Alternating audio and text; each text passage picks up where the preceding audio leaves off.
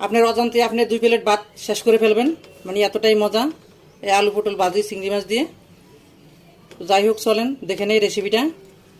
আর হ্যাঁ, আমার রেসিপি ভালো লাগলে,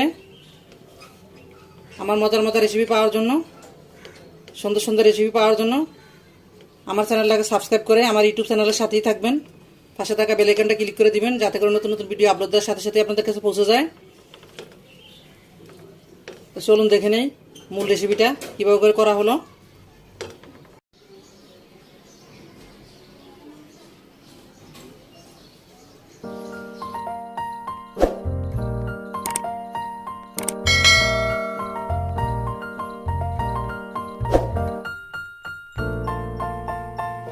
চিংড়ি মাছ দিয়ে পটল ভাজি করার জন্য আমি এখানে পটল, আধা কেজি পটল, 500 গ্রাম পটল আর কি, আর এখানে 2টা আলু ছোট সাইজের, এই যে পাতলা পাতলা করে পটলের